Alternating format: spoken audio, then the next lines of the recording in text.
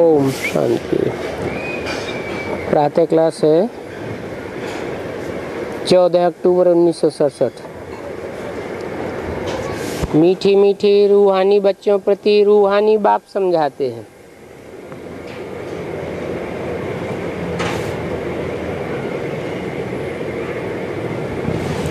बच्चे समझते हैं ऊंच से ऊंच भगवान कहा जाता है।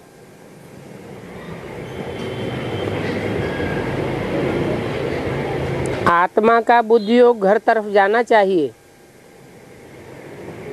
परंतु ऐसा एक भी मनुष्य दुनिया भर में नहीं है जिसको ये बुद्धि में आता हो कि ऊंच से ऊंच भगवान रूहानी बाप है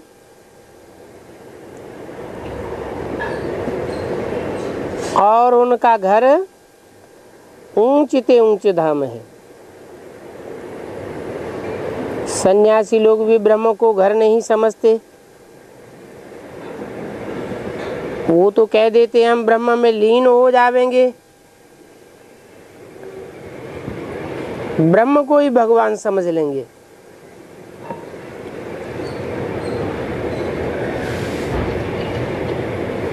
अब घर में लीन हो जावेंगे तो घर थोड़े ही हुआ, घर में तो ठहरना होता है। तुम बच्चों की बुद्धि वहां रहनी चाहिए। जैसे कोई फांसी पर चढ़ता है ना, ऐसे तुम्हारी बुद्धि वहां लटकी रहनी चाहिए। तुम अब रूहानी फांसी पर चढ़े हुए हो। अंदर में ये है ऊंचे से ऊंच बाप आकर के हमको ऊंच से ऊंच घर में ले जाते हैं। अभी हमको घर जाना है, ऊंच से ऊंच बाप ऊंच से ऊंच पद भी प्राप्त कराते हैं। रावण के राज्य में सभी नीचे हैं। वो ऊंच बनाते और ये नीच बनाते।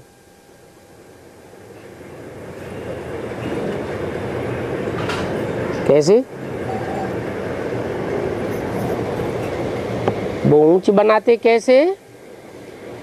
राजाओं का राजा बनाते।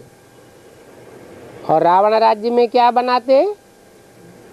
भारतवासियों को, राजाओं को खत्म करवा दिया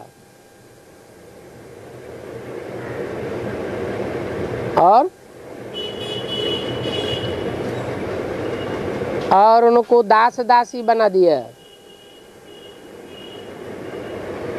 भारत में टेंडेंसी पैदा कर दी, नौकर बनो, सर्विस करो।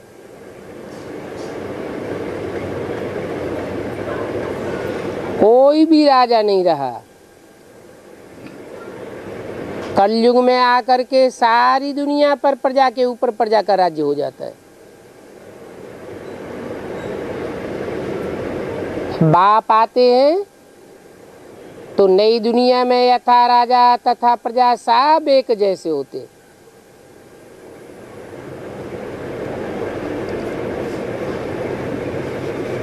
तो उन्हों को ऊंच का पता ही नहीं है कि ऊंच किसको कहा जाता है। ऊंच को भी नीच का पता नहीं है।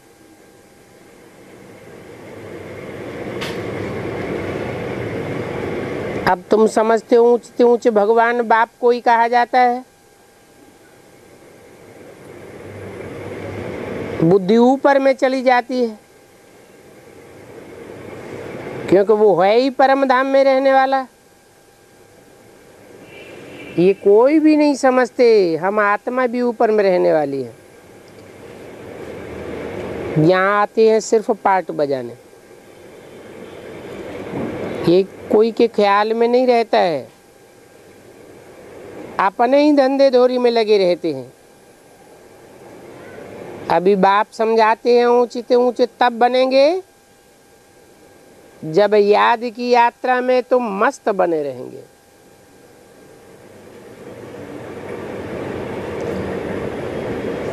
याद से ही ऊंच पद पाना है। और नॉलेज तो तुमको सिखाई जाती है वो भूलने का नहीं होता है। छोटे बच्चे भी वर्णन कर लेंगे, बाकी योग की बात को बच्चे नहीं समझेंगे। बच्चे तो बच्चा बुद्धि होते हैं। बहुत बच्चे हैं जो याद की यात्रा को पूरी रीति समझते नहीं हैं।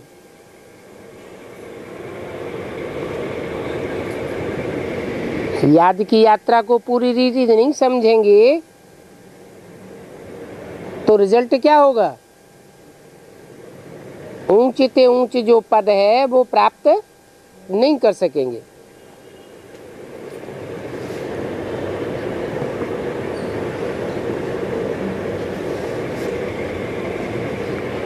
ब्रह्मा के लिए क्या कहें?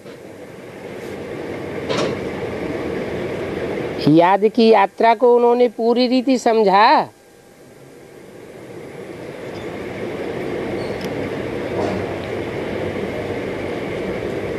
ऊंच ते ऊंच बाप को पूरी रीति पहचाना।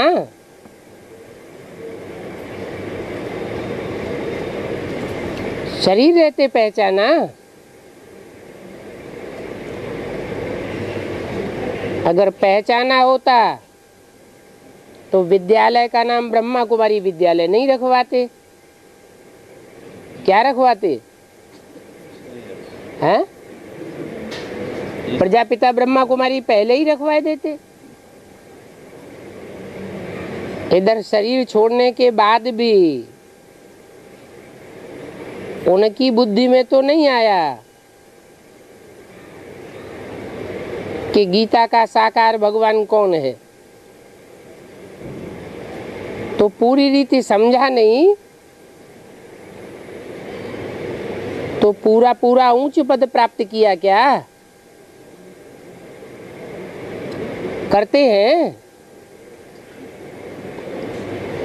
उनसे भी ऊंच पद पाने वाले कितने होंगे?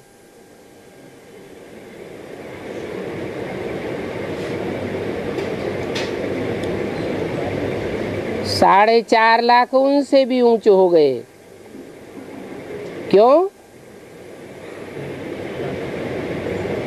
क्योंकि वो शरीर को रहते ही पद प्राप्त कर लेते हैं और उनको अपना शरीर छोड़ना पड़ा।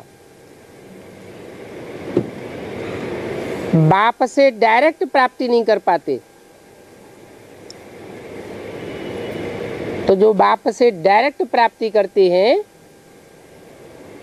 उनका है ऊंचे ते ऊंचे वर्षा। अब तुम जानते हो कि हम कितना ऊंचे ते ऊंचे जाते हैं। मूल वतन, सूक्ष्म वतन और ये है स्थूल वतन।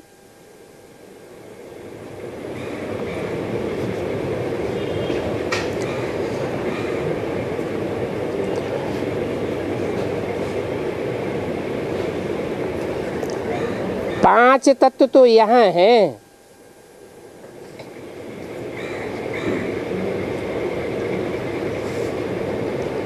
मूल वतन और सूक्ष्म वतन में 5 तत्व नहीं होते।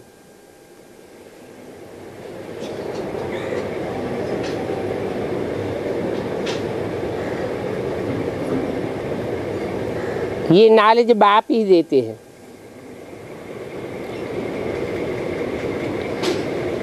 सूक्ष्म वतन से भी ऊंचे है मूल वतन।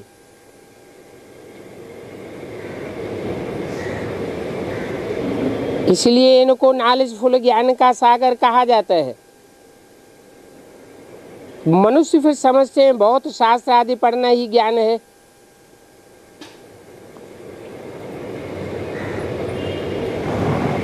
अब ज्ञान तो ज्ञान सागर बाप के पास है। मनुष्य गुरुओं के पास तो कोई ज्ञान है नहीं। जो भी ज्ञान है वो नीचे गिराने का है। बाप के पास जो भी ज्ञान है वो सत्य की दुनिया बनाने का, सत्युग में ले जाने का ज्ञान है।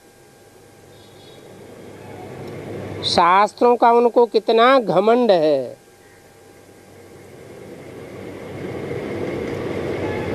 कितना पैसा कमाते हैं। जो शास्त्र पढ़ने वाले होते हैं उनको बहुत मान होता है,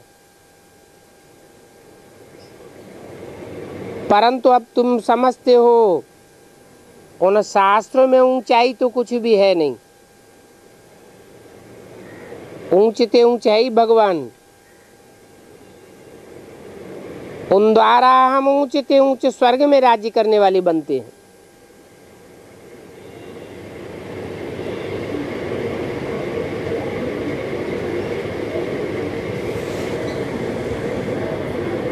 ऊंचते ऊंचे स्वर्ग किसे कहेंगे?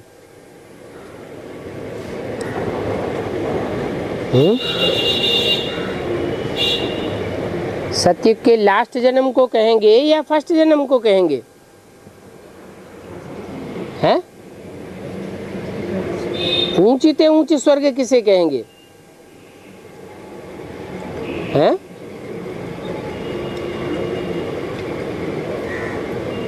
फर्स्ट जन्म को कहें या लास्ट जन्म को? हैं?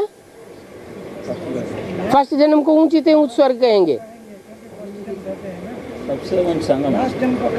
सतयुग का महाराजा ऊंचते ऊंचे है या संगम युग में विश्व का महाराजा ऊंचते ऊंचे है?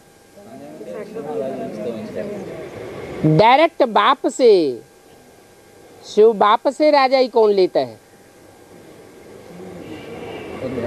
शिव बाप है ऊंचते ऊंचे, तो ऊंचते ऊंचे जरूर ऊंचते ऊंचे बादशाही का वर्षा मिलेगा। स्वर्ग क्या है, नरक क्या है, और 84 का चक्र कैसे फिरता है सिवाय तुम्हारे इस सृष्टि भर में कोई नहीं जानते। क्या है स्वर्ग?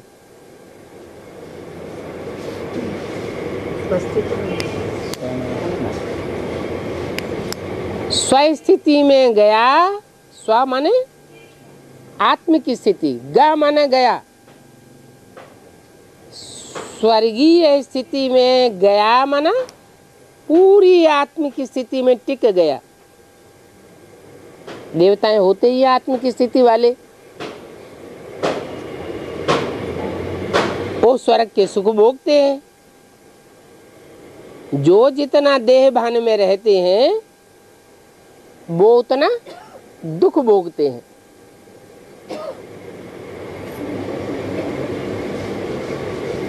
तो स्वर्ग क्या है और नरक क्या है कोई नहीं जानता। नरक क्या है? हैं? सदा स्वस्थिति में रहने वाला सदा शिव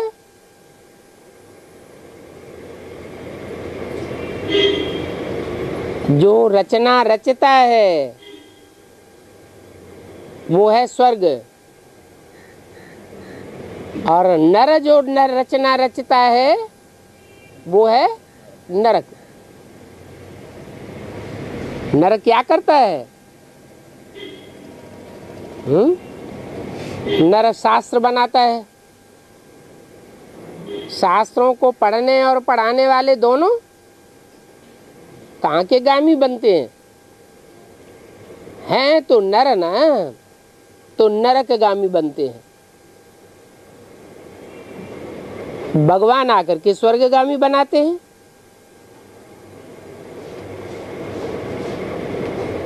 फिर स्वर्ग के बाद नरक, नरक के बाद स्वर्ग,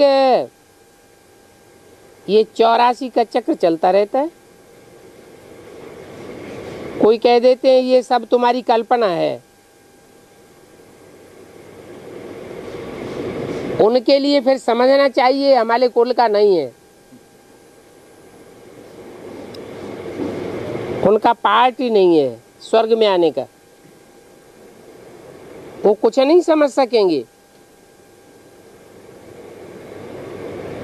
अब तुम बच्चों का सर बहुत ऊंचे, अभी तुम ऊंच दुनिया में होंगे तो नीच दुनिया को नहीं जानेंगे। नीच दुनिया वाली फिर ऊंच दुनिया को नहीं जानते। ऊंच दुनिया को कहा जाता है स्वर्ग। विलायत वाले भले स्वर्ग में जाते नहीं हैं, फिर भी नाम लेते हैं हेवन, पैराडाइज। क्यों? जब स्वर्ग में जाते ही नहीं है तो उनकी बुद्धि में नाम कहां से आ जाता है?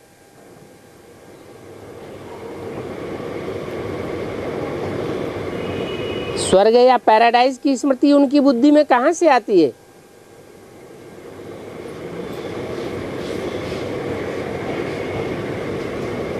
संगम युग में इसी भारत में पैराडाइज स्थापन होता है। विश्व की बादशाही जब आप आकर के देते हैं तो क्रिश्चियंस खंड खलास थोड़ा ही हो जाएंगे। बाप कहते हैं नरक की दुनिया के बीच स्वर्ग का वर्षा देता हूं, तो उस समय पैराडाइज भी होगा भारत में। और विलायत के लोग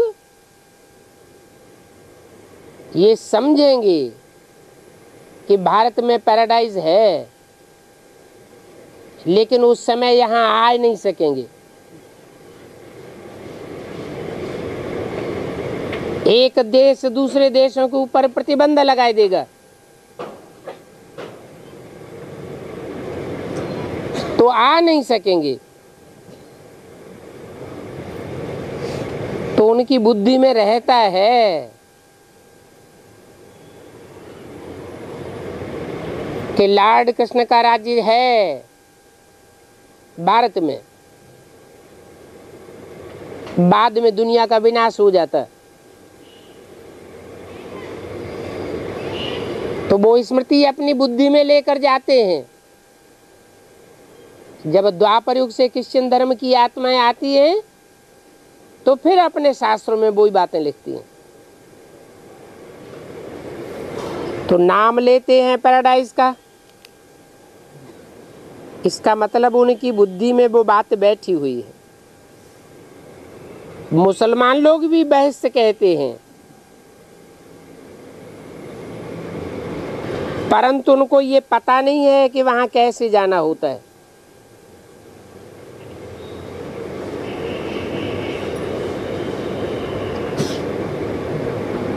जब दुनिया का विनाश होगा तो मुसलमान तो पहले मरेंगे।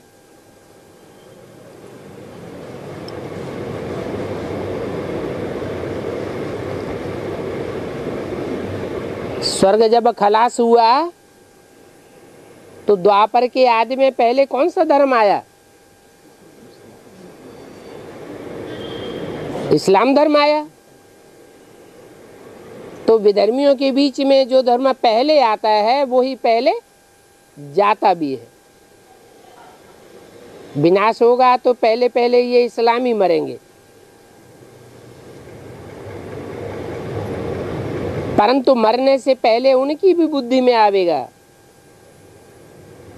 कि भारत में बहस है। उस समय उनको ये पता नहीं होगा,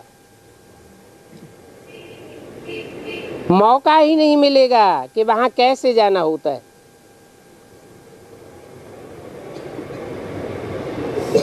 अभी तुमको कितनी समझ मिली है। ऊंचते ऊंच बाप कितनी नॉलेज देते हैं।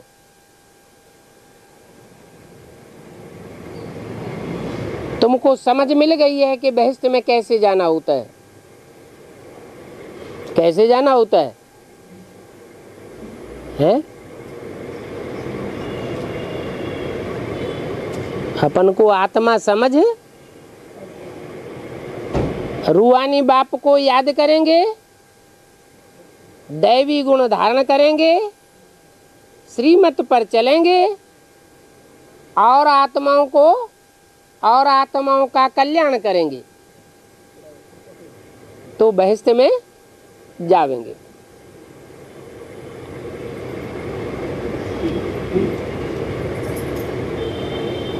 तो ऊंचे ते ऊंच बाप तुमको कितनी नॉलेज देते हैं। ये ड्रामा कैसा वंडरफुल बना हुआ है कि इसी दुनिया में रहेंगे, जानेंगे कि बहिश्त है, पैराडाइज है, लेकिन उनको बताने वाला कोई नहीं होगा कि वहां कैसे पहुंचना होता है।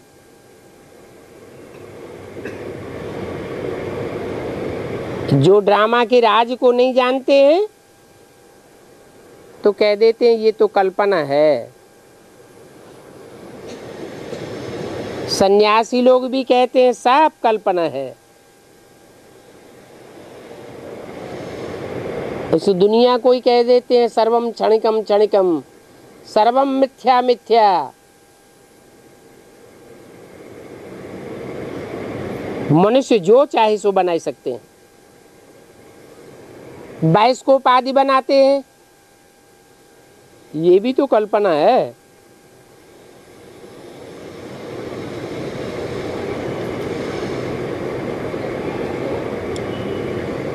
फिल्म बनाते हैं, ये क्या है?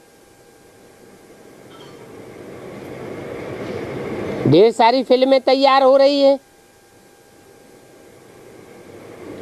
क्या ये कल्पना नहीं है? ये भी तो कल्पना है।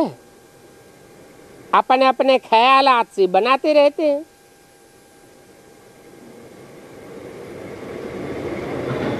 परंतु ये फिल्में आदि कोई काम की चीज तो है नहीं।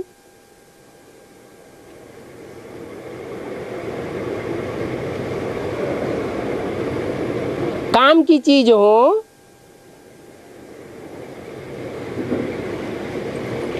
तो फिल्म देखने वालों की मेंटेलिटी ऊपर उठेगी या नीचे गिरेगी? ऊपर उठनी चाहिए। परंतु बाप कहते हैं जो फिल्म देखते हैं, उपन्यास पढ़ते हैं, उनकी मेंटली सबसे जास्ती नीचे गिरती है।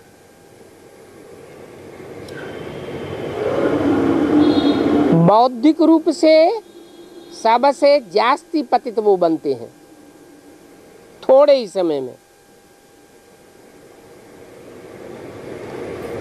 क्योंकि ये फिल्म जो कोई काम की चीज नहीं है, वो कौन बनाते हैं? भगवान बनाते हैं क्या? झूठी चीज बनाते हैं या काम की सच्ची चीज बनाते हैं? फिल्म या उपन्यास काम की चीज है या नकामी है? झूठी चीज है। तो झूठी चीज से झूठी दुनिया बनती है। आज फिल्म देख देख के बच्चे बिगड़ते हैं, सुधरते हैं। फिल्म देखने के बाद बच्चों का क्या असर होता है? बच्चे और ही बिगड़ते हैं, क्योंकि झूठी चीज है। झूठी चीज देखने से झूठ खंड के मालिक बन जाते।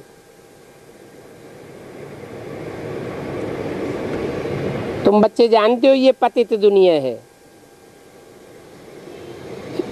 इसलिए चिल्लाते हैं पतित पावन आकर के हमको पावन बनाओ।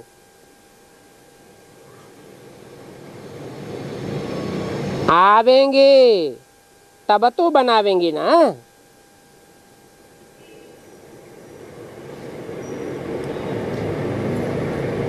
ना आवे तो नहीं बना सकते।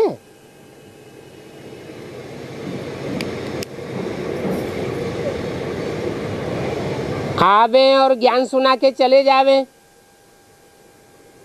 तो पतित से पावन नहीं बनेंगे क्या?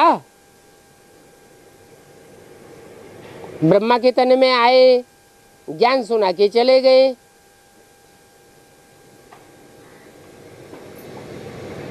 तो बीके वाले क्या कहते हैं? उनकी क्या मान्यता है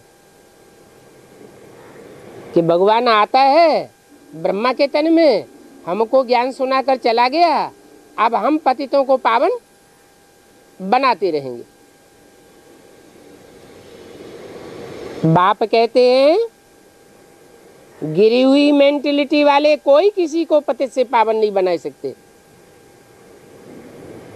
पतित से पावन बनाने के लिए ऊंच से ऊंच बाप ही चाहिए।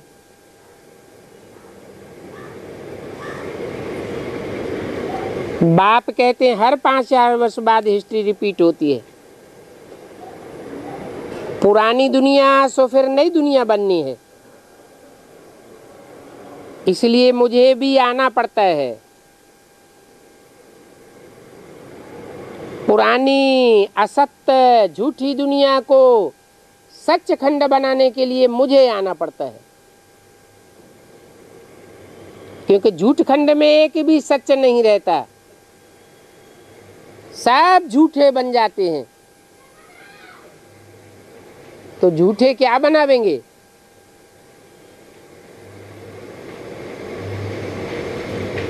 जो झूठे होंगे वो क्या बनावेंगे? झूठ खंड बनावेंगे या सच खंड बनावेंगे? झूठ खंड ही बनावेंगे। एक बाप ही सच है जो आकर के सच खंड स्थापन करते हैं। तो मुझे आना पड़ता है।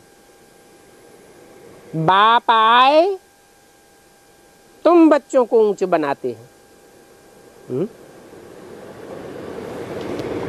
तुम बच्चों को ऊंच बनाते हैं, उन बच्चों को ऊंचा नहीं बनाते। इनको ऊंचे नहीं बनाते। किनको? ब्रह्मा और ब्रह्मा के फॉलोअर्स को ऊंचे नहीं बनाते। तुम बच्चों को ऊंचे बनाते और उनको भी ऊंचे नहीं बनाते। उनको माना और धर्म में जो कन्वर्ट होते हैं उनको भी ऊंचे नहीं बनाते। तो तुम बच्चे माना क्या हुआ?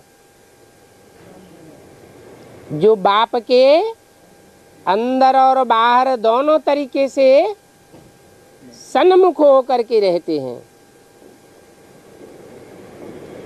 पावन को ऊंच और पतित को नीच कहा जाता है।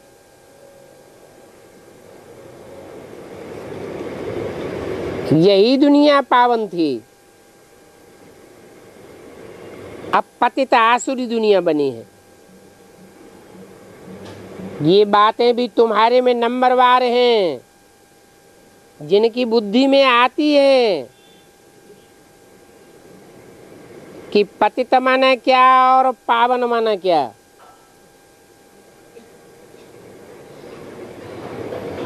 बुद्धि में बात नहीं बैठती है तो खुशी में नहीं रहते हैं।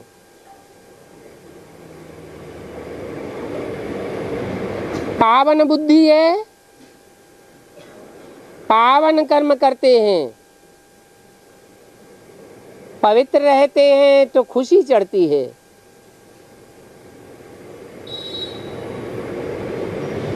सदैव खुशी में नहीं रहते, माना पतितपना है। कोई ने कुछ कहा, कोई नुकसान हो गया तो कितना रंज में आ जाते हैं। ऐसों को क्या कहेंगे? पतित या पावन?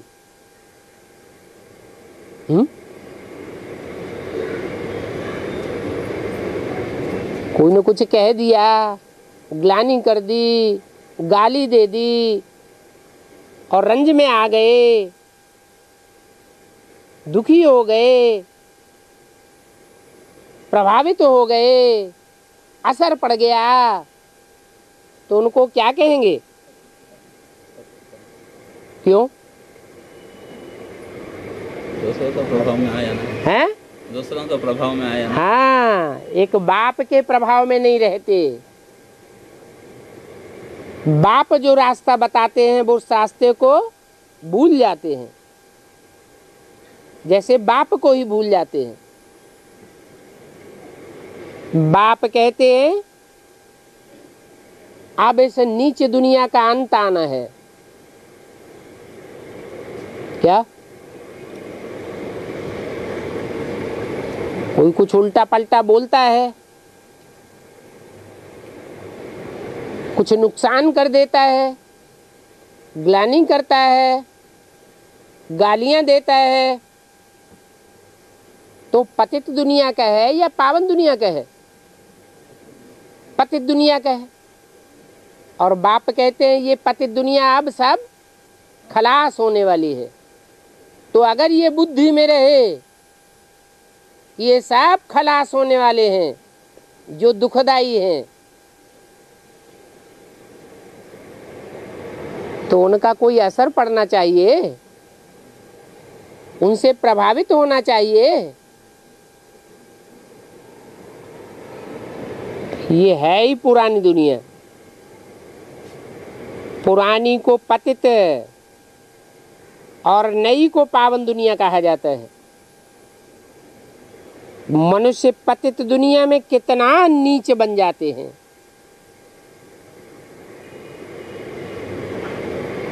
नीच कर्म करते करते कितने नीचे चले जाते हैं,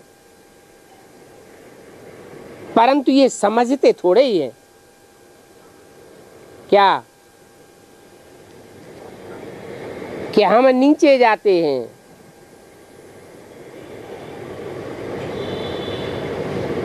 इंद्रियों का पतन होता रहता है,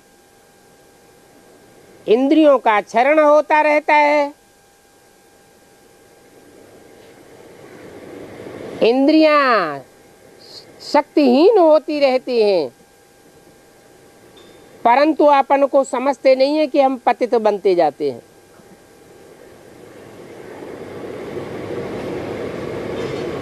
हम नीच बन गए।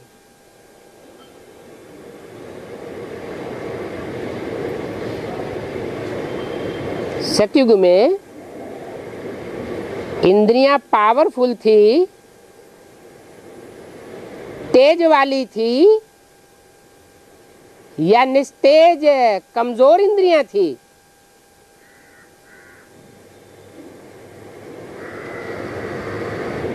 मान लो आंखें ही हैं,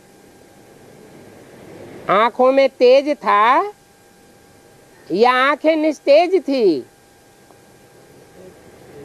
तेज था, क्योंकि पावन थे। राधा की दृष्टि कृष्ण में ही डूबती थी, कृष्ण की दृष्टि राधा में ही जाती थी, तो पावन पने का तेज था। आज दृष्टि क्षीण होते होते हर 40 साल के बाद हर आंख में चश्मा फिट हो जाता है। फिर भी अपन को समझते नहीं है कि हम पतित हैं या पावन हैं। भक्त लोग हमेशा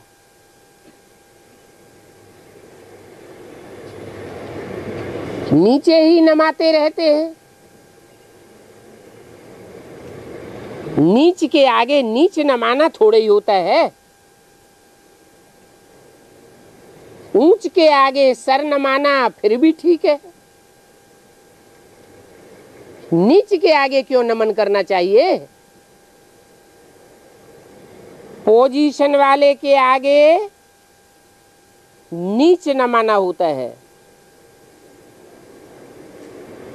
सतयुग में कब ऐसे नहीं कहते। भक्त लोग ही कहते हैं, विद्वान आदि होते हैं वो कब नहीं कहेंगे। 14 अक्टूबर 1967 की वाणी का दूसरा पेज। अभी बाप तो कब ऐसे नहीं कहते हैं कि नीच नमाए चलो। नहीं, ये तो पढ़ाई है। गॉडली यूनिवर्सिटी में तुम पढ़ रहे हो तो कितना नशा रहना चाहिए।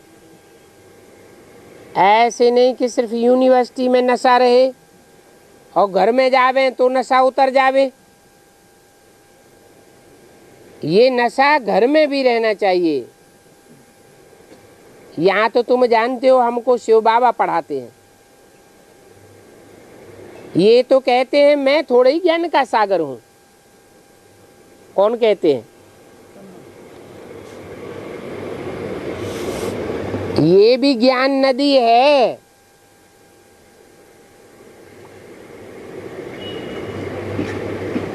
कौन?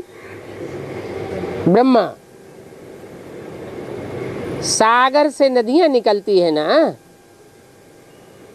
सागर तो एक ही है। ब्रह्मपुत्रा नदी सबसे बड़ी है।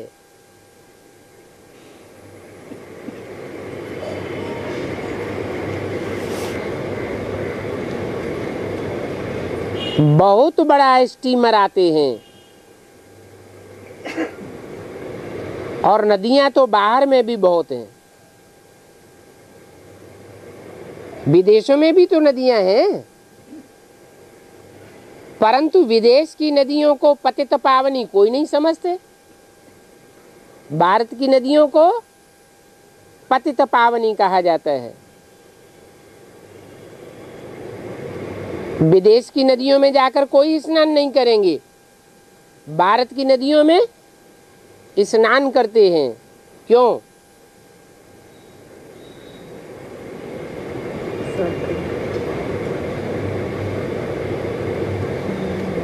जो विदेशी कन्याएं माताएं हैं वो डाइवोर्स देने वाली होती हैं,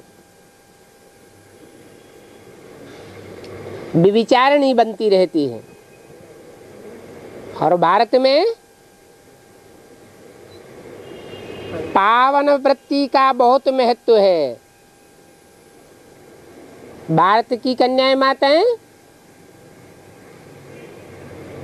डाइवोर्स देने लेने को अच्छा नहीं मानती। तो भारत की चैतन्य ज्ञान गंगाएं हैं। पतित पावन गंगा ये सिर्फ भारत में ही कहते हैं, बाहर में कोई नदी को ऐसे नहीं कहते हैं।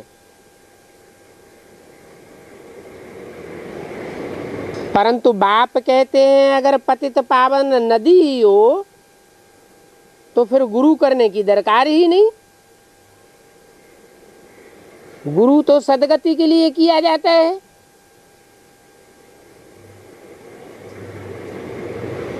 परंतु ये भी बताते हैं कि मनुष्य गुरुओं से सदगति हो नहीं सकती।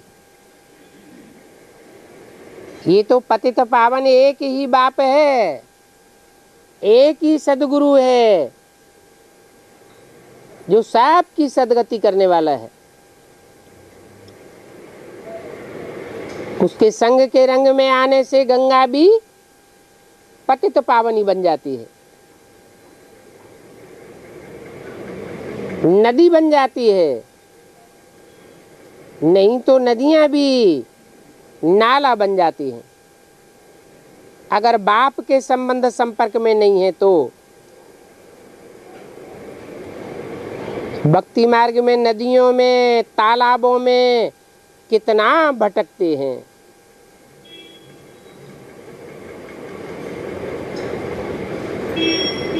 क्यों भटकते हैं?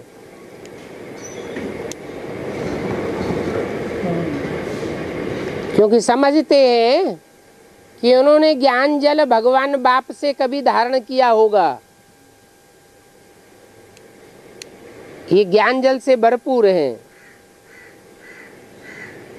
परंतु ये नहीं समझते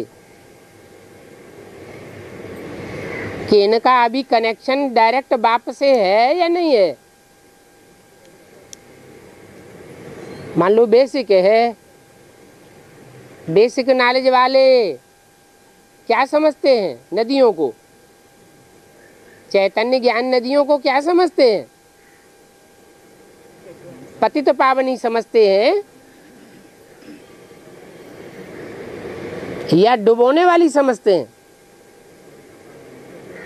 हैं? पतित पावनी समझते हैं। लेकिन उन नदियों का डायरेक्ट ज्ञान सागर बाप से कनेक्शन है क्या? कि कनेक्शन टूट गया? कब से टूट गया? 68 से कनेक्शन टूटा हुआ है। तो उन नदियों में नाले गिरते हैं, नालों का कनेक्शन होता है या ज्ञान सागर का कनेक्शन है? नालों का कनेक्शन हो जाता है। तो फिर वो नदियां पतित पावनी कैसे हुई? नदी वह जिसका जिसका डायरेक्ट ज्ञान सागर से कनेक्शन हो, तो वो नदी है, नहीं तो नाला कही जाती है। कहाँ कहाँ तो तालाब ऐसे गंदे हो जाते हैं जो बात मत पूछो।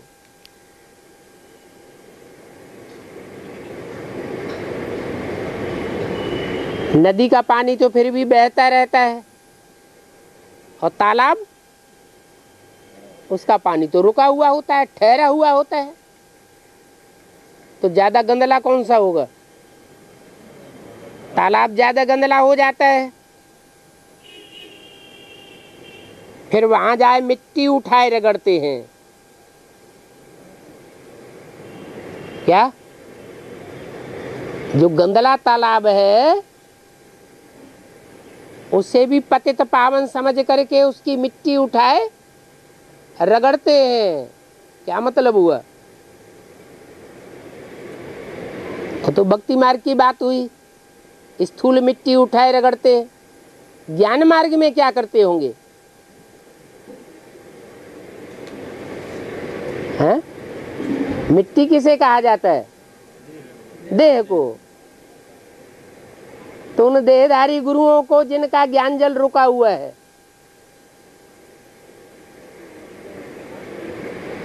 उनकी देह रूपी मिट्टी को रगड़ते हैं। समझते हैं हम इनके संग के रंग से पावन बन जावेंगे। अभी तुम्हारी बुद्धि में आया है, ये सब भक्तों के दुर्गति के रास्ते हैं। सदगति करने वाला बाप तो एक ही है। वह लोग देखो कितना प्रेम से जाते हैं।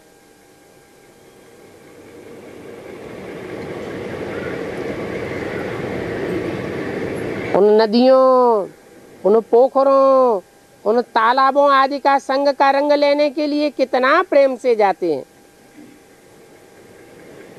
अभी तुम समझते हो इसे ज्ञान से तुम्हारी आंखें खुल गई।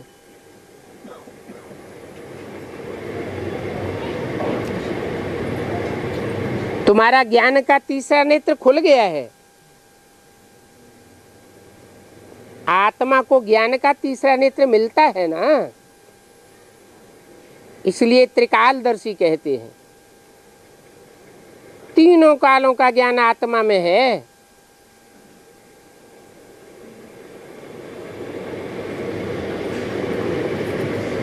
द्वापर कलयुग पास्ट हुआ, कैसे पतित बने वो भी ज्ञान आत्मा में है। सतयुग त्रेता भी पास्ट हुआ, वहां कैसे पावन बने थे, कैसे पावन देवताएं थे, वो भी ज्ञान आत्मा में है।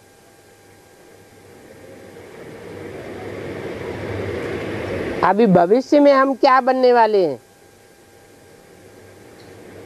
वो भी बात बुद्धि में है, परंतु आत्मा तो बिंदी है। उसे बिंदी आत्मा में नेत्र कैसे होगा?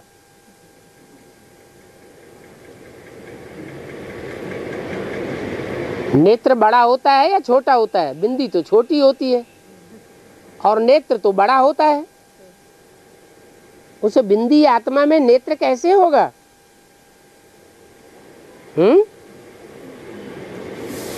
ये सब समाज समझाने की बातें हैं। ज्ञान के तीसरे नेत्र से तुम त्रिलोकीनाथ बनते हो। नास्तिक से आस्तिक बन जाते हो। पहले तुम नास्तिक थे, बाप और बाप की रचना को नहीं जानते थे। अभी तुम बाप को भी जानते हो।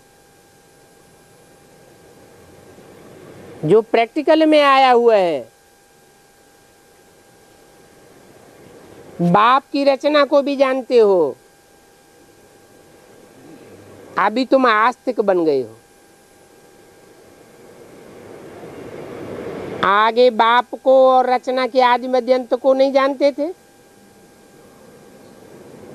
अभी बाप द्वारा रचना को जानने से तुमको वर्षा मिल रहा है।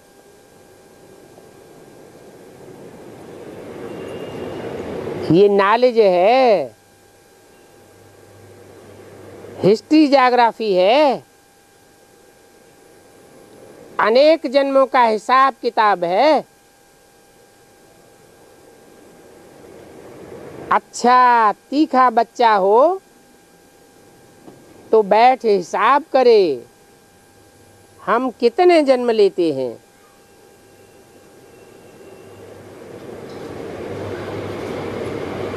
और हमारे हिसाब से और धर्म वालों के कितने जन्म होंगे।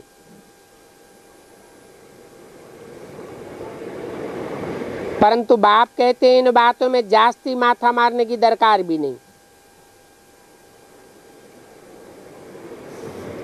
टाइम वेस्ट हो जाता है। इससे तो क्यों ना अपने बाप को बैठे याद करें। बाप कहते हैं यहाँ तो सब भूलना है। ये सब सुनने सुनाने की दरकार नहीं। तुम तो रचयिता बाप की पहचान देते हो, जिस बाप को कोई नहीं जानते हैं।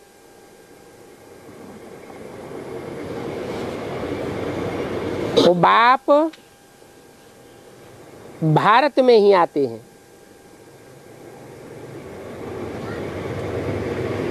भारत में ही क्यों आते हैं? और देशों में क्यों नहीं आते?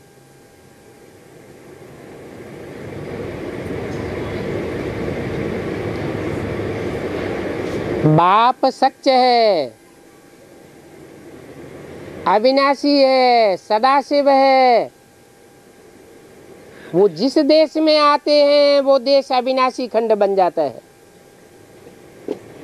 और जिन देशों में नहीं आते हैं वो सब विनाशी खंड बन जाते हैं। ऐसी पार्शलिटी क्यों करते हैं कि भारत खंड में ही आते हैं, दूसरे देशों में नहीं आते? बाप के तो सब बच्चे हैं, हैं? हाँ, दूसरे धर्म के लोग, धर्म खंड के लोग पवित्रता को महत्व नहीं देते हैं। जो बाप के पास बड़ी से बड़ी मिल्कियत है, कौन सी मिल्कियत? प्योरिटी। बाप है एवर प्योर। एवर प्योर बाप की एवर प्योरिटी की उनको तमन्ना नहीं है। बाप जो सत्य ज्ञान देते हैं, उस सच्चाई का उनको मान नहीं है।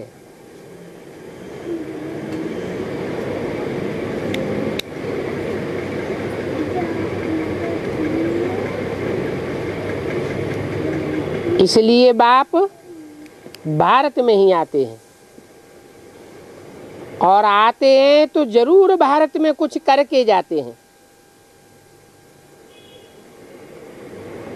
तो भारत में शिव जयंती मनाते हैं, गांधी अथवा कोई साधु आदि गए होकर गए हैं तो उन्हें की स्टैंप्स बनाते हैं।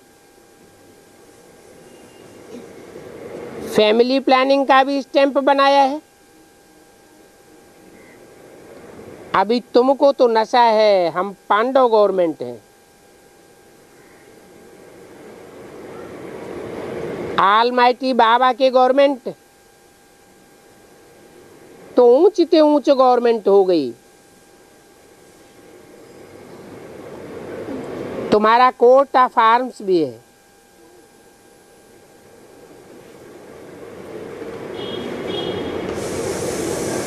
और कोई भी इस कोर्ट ऑफ आर्म्स को नहीं जानते हैं। अगर जानते होते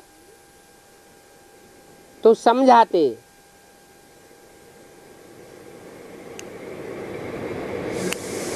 उन्होंने तो 3 शेरों का चित्र बना दिया है भारत की गवर्नमेंट ने, परंतु वो समझाए नहीं सकते कि ये 3 शेर कौन हैं। और इन शेरों ने इस संसार रूपी जंगल में कब ज्ञान की दहाड़ मारी थी?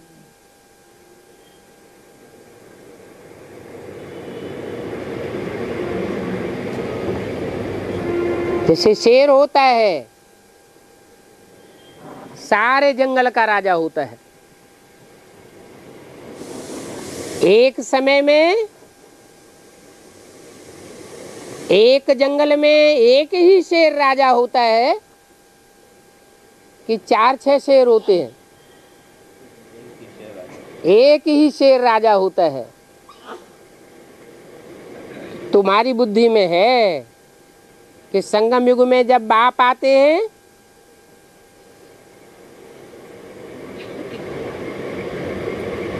तो ये 3 आत्माएं ब्रह्मा विष्णु शंकर, इनके द्वारा नंबरवार ज्ञान की दहाड़ लगाई जाती है।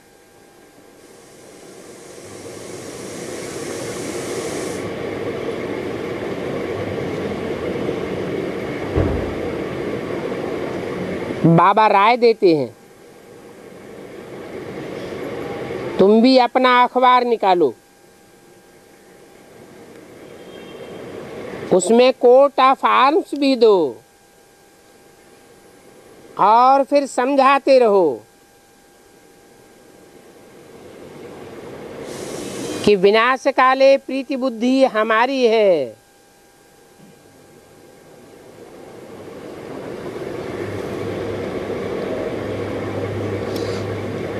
और सबकी है विनाश काले प्रीति विपरीत बुद्धि। हम बाप को जानते हैं तो हम बहुत याद करते हैं। बाबा को याद करते करते प्रेम के आंसू आ जाते हैं। बाबा, आप हमको आधा कल्प के लिए सब दुखों से दूर कर देते हो, तो फिर और कोई गुरु मित्र संबंधी आदि किसी को भी याद करने की हमको दरकार नहीं है।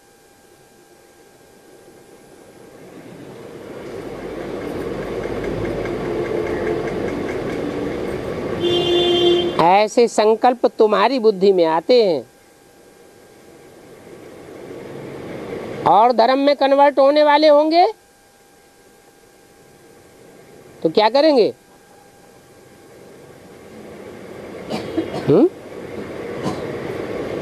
अपने मित्र संबंधी गुरुओं आदि को ही याद करते रहेंगे।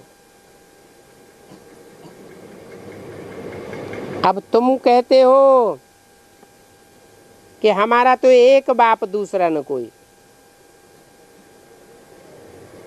सवेरे अमृत वेले का टाइम बहुत अच्छा है, खूब प्रैक्टिस करेंगे तो सारा दिन का फाउंडेशन अच्छा पड़ेगा। बाबा, आपकी तो बहुत कमाल है, आप हर 5-4 वर्ष बाद आकर हमको जगाते हो। सारी दुनिया अज्ञान नींद में सोई रहती है और आप आकर के हमको जगाते हो।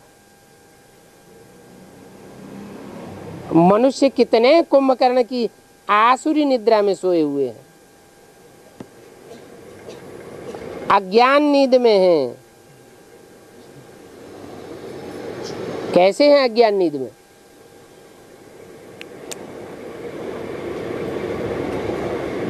जो दुनियादारी का भभका उन्हें दिखाई पड़ता है उसमें ही बुद्धि रमी रहती है, और तुम्हारी आंख में ये दुनिया का जो मायावी पाम्पेंड शो का भवका है, वो तुम्हारी आंख में नहीं रहता, तुम्हारी आंख उसमें डूबती नहीं। दुनिया वाले उस भवके वाली अज्ञान निद्रा में डूबे हुए हैं, और तुम नई आने वाली दुनिया के प्लानिंग में, ईश्वरीय सेवा की प्लानिंग में अपनी बुद्धि को रमाते हो। दुनिया वाले जानते नहीं है कि माया के पाम्प एंड शो वाली ये दुनिया अब जाने वाली है। गई कि गई, बाप कहते हैं विनाश सामने खड़ा है।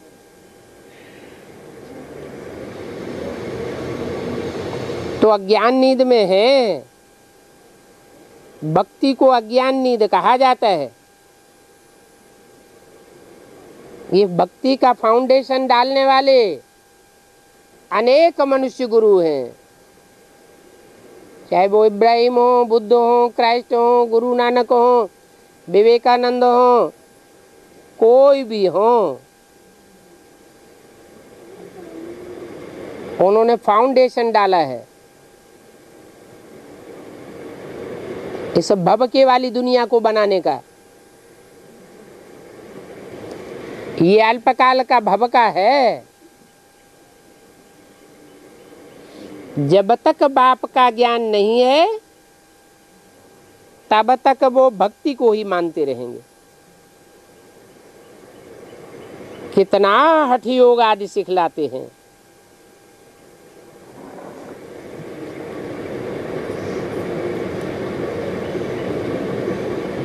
विलायत से भी खास आकर के हठ योग सिखलाते हैं।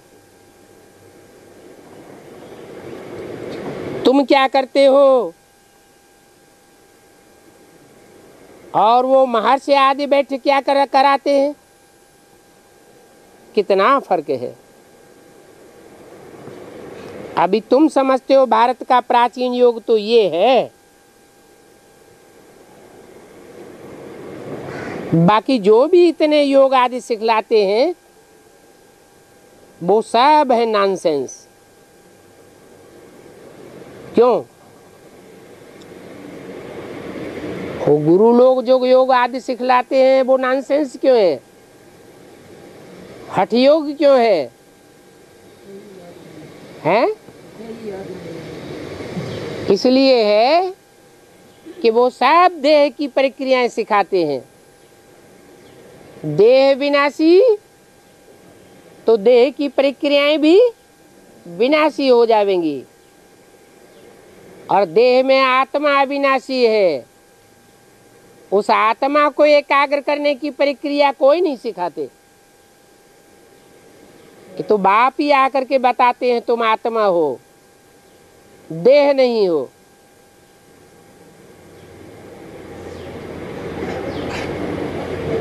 तो उनका सब है नॉनसेंस। तुम तो अब सेंसिबल बने हो। मनुष्य तो बिल्कुल पत्थर बुद्धि है, और पारस बुद्धि होते ही है नई दुनिया में। परंतु देखो, एक भी मनुष्य मात्र अपने को पत्थर बुद्धि समझते नहीं है। कितना मगरूरी में रहते हैं। जब पारस बुद्धि का ज्ञान मिले तब समझें। बाप कहते हैं कितने मूर्ख बन गए हैं। बाप जब आते हैं तो इस दुनिया के बड़े बड़े लोग सब मूर्ख बन जाते हैं।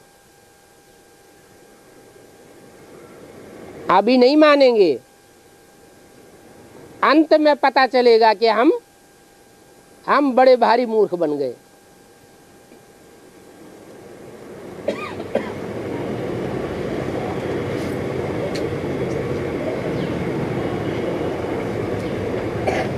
भारत की अभी देखो क्या हालत हुई है। अभी तुम पुजारी से पूज्य बनते हो, तुम्हारी बुद्धि में ज्ञान है तो तुम्हें खुशी रहती है।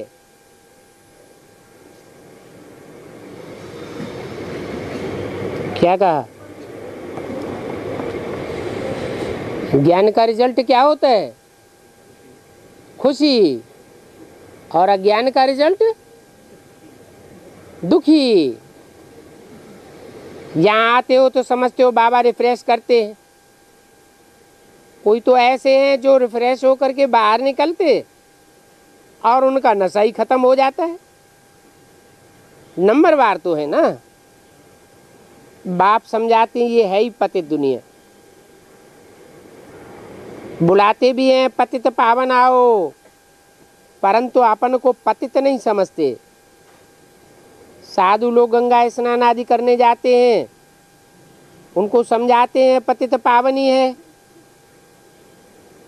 गंगा, इसलिए अपने पाप धोने जाते हैं। अरे गंगा में स्नान करने से शरीर का मैल साफ होगा, आत्मा का मैल थोड़ा ही साफ होगा। आत्मा का मैल साफ करने के लिए आत्माओं का बाप आते हैं, ज्ञान सुनाते हैं, तो बाप आए आत्मा को पावन बनाते हैं। ओम शांति।